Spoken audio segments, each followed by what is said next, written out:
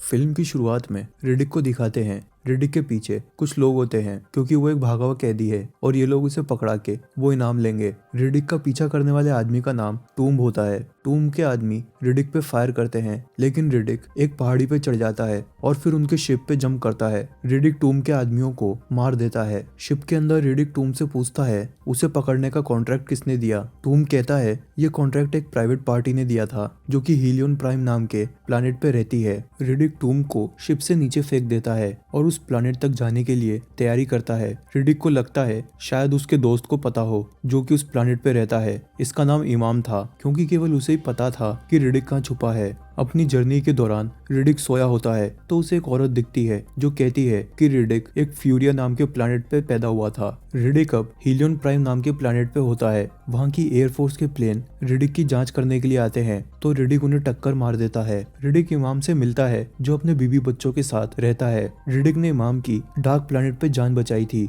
Riddick इमाम से Jack के बारे में पूछता है। जैक एक लड़की है जो उनके साथ डार्क प्लैनेट पे थी। इमाम कहता है जैक मर्सनरीज के लिए काम करती है और वो क्रीमेटोरिया नाम के प्लैनेट पे है। मर्सनरीज उन लोगों को कहते हैं जो पैसों के लिए जेल से भागे मुजरिमों को पकड़ते हैं। रिडिक अब इमाम से वो कॉन्ट्रैक्ट के बारे में पूछता है। इमाम कहता है ये कॉन्ट्रैक्ट उसी ने रखवाया था ताकि वो रिडिक को इस प्लैनेट पे ला सके। उसे रिडिक की मदद चाहिए क्योंकि उनके प्लैनेट पे नेक्रोमोंगर नाम के लोग हमला करने वाले हैं। इमाम रिडिक को एक औरत से मिलवाता है जिसने कॉन्ट्रैक्ट के लिए पैसे दिए थे। इस औरत का नाम एरियन होता है। एरियन हवा में गायब हो सकती है और इसके पास भविष्य देखने की ताकत है। एरियन रिडिक को नेक्रोमोंगर के बारे में बताती है। ये लोग एक प्लैनेट से दूसरे प्लैनेट पे जाते हैं और वहाँ के लोगों को धर्म बदलने के लिए कहते हैं कि वो नेक्रोमोंगर के धर्म को ज्वाइन कर लें, और जब लोग ऐसा करने से मना करते हैं तो वे उन्हें मार देते हैं। इमाम कहता है बहुत सालों पहले एक भविष्यवाणी हुई थी कि नेक्रोमोंगर के राजा को मारने वाला इंसान फ्यूरिया नाम के ग्रह पे पैदा होगा, और उन्हें शक है कि रिडिक वही आदमी है क्योंकि रिडिक भी फ्यूरिया नाम के ग्रह पे पैदा हुआ था। ये सब जानने के बावजूद रिडिक कहता है वो उनकी मदद नहीं करेगा। रिडिक इमाम के घर से चला जाता है। फिर नेक्रोमोंगर का शिप हीलियन प्राइम पे आता है। इस प्लैनेट की एयरफोर्स उनसे लड़ाई करती है। इमाम अपनी पत्नी बच्चों को बचाते हुए शहर के बंकर में जाने को बोलता है, लेकिन वहाँ पे जगह नहीं होती और अब नेक्रोमोंगर के सोल्जर्स जमीन पे उतरने लगते हैं। प्लैनेट की आर्मी उनसे लड़ाई करती है, लेकिन नेक्रोमोंगर के पास बहुत ही एडवांस वेपन होते हैं। रिडिक इमाम और उसकी फैमिली को बचाता है। नेक्रोमोंगर के सोल्जर जो भी दिखे उन्हें मारने लगते हैं। नेक्रोमोंगर के पास कुछ लोग होते हैं जो कि दीवार के आर पार देख सकते हैं। इन लोगों को लेंसर कहते हैं जिन्होंने गॉगल पहने थे। ये लोग रिडिक और इमाम को देख लेते हैं। इमाम उनका ध्यान बटाते हुए एक दूसरी दिशा में भागता है। रिडिक उस लेंसर को मार देता है और अब इमाम को बचाने जाता है, लेकिन रिडिक को पहुंचने में देर हो जाती है। एक नेक्रोमोंगर सोल्जर इमाम को मार देता है। फिर नेक्रोमोंगर का मेन शिप लैंड होता है जिसमें उनका राजा है। इसका नाम लॉर्ड मार्शल था, और अब नेक्रोमोंगर के आर्मी जनरल वीको और उसकी पत्नी दामी को दिखाते हैं। लॉर्ड मार्शल वहाँ पे बंदी बनाए हुए लोगों से कहते हैं कि वो अपना धर्म बदल दे। लॉर्ड मार्शल लोगों को समझाने के लिए अपना पुजारी भेजते हैं जिसका नाम प्यूरीफायर होता है। वो उन लोगों को शांति से समझाता है, लेकिन तभी भीड़ के अंदर एक आदमी लॉर्ड मार्शल को गाली देता है कि वो ऐसा कुछ नहीं करेगा। लॉर्ड मार्शल अपनी ताकत का इस्तेमाल करके उस आदमी की आत्मा निकाल लेते हैं। बाकी के लोग लॉर्ड मार्शल के आगे घुटने टेक देते हैं, लेकिन वहाँ पे खड़ा रिडिक उनके आगे झुकने से मना कर देता है। वो यहाँ पे नेक्रोमोंगर सोल्जर से लड़ने आया है जिसने उसके दोस्त इमाम को मारा था। सोल्जर रिडिक को पहचान जाता है। रिडिक सोल्जर को उसी का चाकू लेके मार देता है। लॉर्ड मार्शल रिडिक को क्वाजी डेड लोगों के पास ले जाने को बोलते हैं। ये लोग वो थे जो इंसान का भूतकाल देख सकते हैं और नेक्रोमोंगर को बताते हैं कि वो उनके लिए खतरा है या नहीं। विको की पत्नी दामी रिडिक की फाइट से इम्प्रेस होती है और वो रिडिक को क्वाजी डेड के चैम्बर में ले जाती है। क्वाजी डेड रिडिक का दिमाग पढ़ते हैं और ये बताते हैं कि वो फ्यूरिया नाम के प्लैनेट पे पैदा हुआ था। लॉर्ड मार्शल फ्यूरिया का नाम सुनते ही डर जाता है और रिडिक को मारने के लिए बोलता है, यानी कि वो भविष्यवाणी एकदम सच थी। दरअसल 30 साल पहले लॉर्ड मार्शल ने फ्यूरिया को तबाह कर दिया था और वहाँ के हर एक बच्चे को मार दिया, लेकिन रिडिक वहाँ से किसी तरह बच निकला।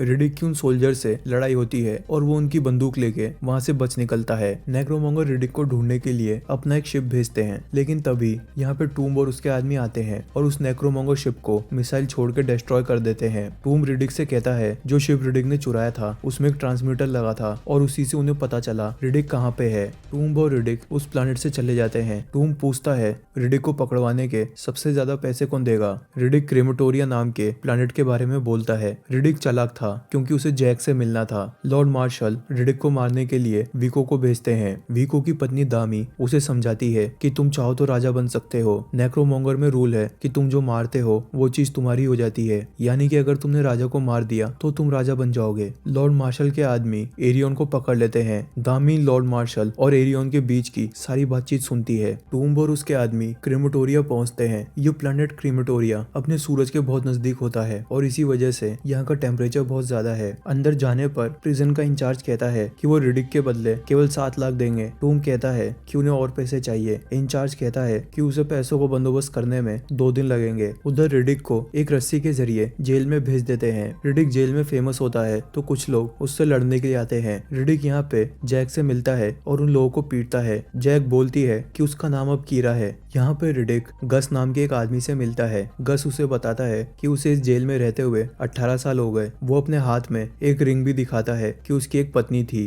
तभी प्रिजन गार्ड भेड़ियों जैसे जानवरों को छोड़ देते हैं ताकि वहाँ के कैदियों की पॉपुलेशन कंट्रोल कर सके। भेड़ियों से बचने के लिए कुछ कैदी अपने आप को जेल में बंद कर लेते हैं। एक भेड़िया रिडिक पे हमला करता है लेकिन रिडिक उस भेड़िए से आंखें मिलाता है। इन दोनों की आंखें एकदम सेम होती है तो भेड़िया रिडिक की बात मानने लगता है। उधर कीरा भेड़ियों से बचने के लिए एक जेल में होती है। यहाँ पे कुछ कैदी कीरा को पीटने लगते हैं। रिडिक आके उसे बचाता है और अपने चाय के कप से एक आदमी को मार देता है। ये कप लोहे का बना था। कीरा रिडिक को अपने बारे में बताती है कि उसने मर्सनरी को ज्वाइन कर लिया। वो लोग इसे खाना और पैसा देते लेकिन एक दिन उन लोगों ने कीरा को बेच दिया। रिडिक देखता है कि प्रिजन गार्ड के पास एक लिफ्ट है और वो ताजी हवा के लिए ऊपर प्लैनेट की सरफेस पे जाते हैं। रिडिक गस को बोलता है वो उन लोगों को इस जेल से छुड़ा देगा। वहीं प्रिजन इंचार्ज टूम से कहता है उन्होंने पैसे बढ़ा दिए लेकिन एक प्रॉब्लम है। उन्होंने इस प्लैनेट पे नेक्रोमोंगर के शिप को देखा और उन्हें लगता है कि वो रिडिक को ढूंढने आए हैं। टूम बातों में कन्फेस कर देता है कि उन्होंने एक नेक्रोमोंगर के शिप को डिस्ट्रॉय किया था।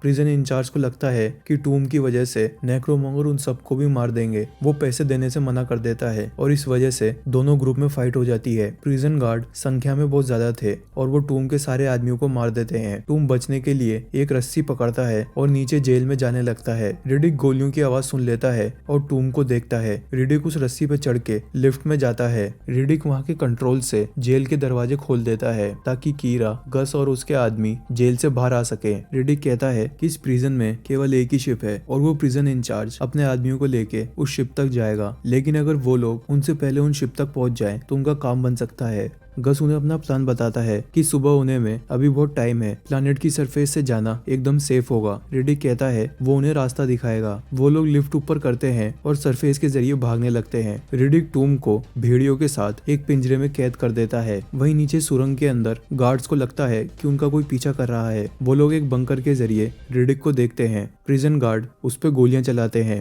रिडिक बंकर पे खड़ा होता है और अपनी चेन से एक प्रिजन गार्ड को मार देता है। वो लोग आधे रास्ते में होते हैं। रिडिक और बाकी देखते हैं उन्हें एक पहाड़ पे चढ़ना होगा कि सूरज उगने वाला है और अगर उन्होंने जल्दी नहीं की तो वो सब भाप में बदल जाएंगे। रिडिक और बाकी लोग सेफली ऊपर पहुंच जाते हैं लेकिन कीरा एक जगह पे फंस जाती है। रिडिक अपने सर पे पानी डालता है और एक रस्सी के जरिए कीरा को बचाता है। वो लोग समय रहते पहाड़ी में बनी एक गुफा में छुप जाते हैं। नीचे उतर के रिडिक और बाकी लोग शिप के हैंगर को देखते हैं। रिडिक गस को रोकते हुए कहता है यहाँ पे नेक्रोमोंगर है। प्रिजन गार्ड अपने शिप तक पहुंच जाते हैं। वो लोग हैंगर को खोलते हैं जहाँ पे शिप रखा हुआ था लेकिन सारे नेक्रोमोंगर उनके सामने होते हैं। दोनों ग्रुप एक दूसरे पे गोलियां चलाते हैं। नेक्रोमोंगर प्रिजन इंचार्ज और उसके आदमियों को मार देते हैं। रिडिक कीरा से कहता है उन्हें उन सारे नेक्रोमोंगर को मारना होगा। रिडिक नेक्रोमोंगर पे सरप्राइज अटैक करता है और कुछ ही देर में उनके 20 आदमियों को मार देता है। वाको ये सब देख के रिडिक पे अपनी बंदूक चलाता है। तभी रिडिक को बचाने के लिए गस और उसके आदमी वाको पे हमला कर देते हैं।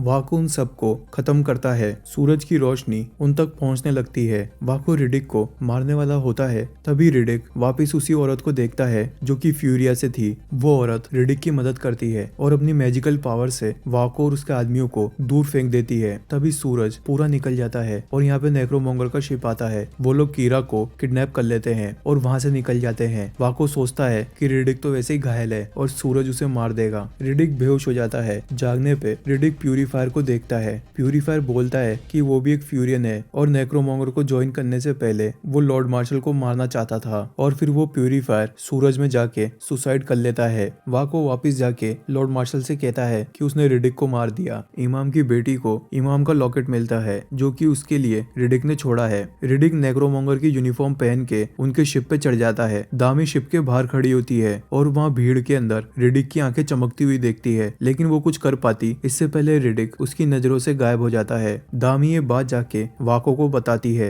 वहीं शिप के अंदर एक लैंसर रिडिक को देख लेता है, लेकिन रिडिक उसका गला काट देता है। शिप के बाकी सोल्जर को उस लैंसर की बॉडी मिलती है और वो ये बात लॉर्ड मार्शल को बताते हैं। लॉर्ड मार्शल अपने कंप्यूटर में लैंसर के आखिरी विजन को देखते हैं और वो समझ जाते हैं कि रिडिक मरा नहीं था। रिडिक किसी शिप में छुपा हुआ होता है और अब वो लॉर्ड मार्शल पे हमला करता है। लॉर्ड मार्शल रिडिक के हमले को पहले से ही देख लेते हैं। लॉर्ड मार्शल कीरा को ले आते हैं जो कि नेक्रोमोंगर बन चुकी है। लॉर्ड मार्शल रिडिक को ऑफर देते हैं कि वो भी उनके रिलीजन को ज्वाइन कर ले, लेकिन रिडिक उनकी तरफ एक चाकू फेंक देता है जिससे उनके चेहरे पे कट लग जाता है। लॉर्ड मार्शल रिडिक से लड़ाई करने लगते हैं। वो रिडिक के चेहरे पे हाथ लगा के उसकी सोल को निकालने लगते हैं, लेकिन रिडिक लॉर्ड मार्शल को धक्का दे देता है। लॉर्ड मार्शल रिडिक को अपने भाले से मारने वाले होते हैं, लेकिन पीछे से आके कीरा उन्हें घायल कर देती है। लॉर्ड मार्शल कीरा को धक्का देते हैं तो वो एक लोहे के नुकीले पोल से टकरा जाती है। पोल में लगे कांटे कीरा को लग जाते हैं और वो घायल हो जाती है। तभी दामी वाको से कहती है कि वो जाके लॉर्ड मार्शल को मार दे क्योंकि वो पहले से घायल है। वाको अपनी तलवार उठाता है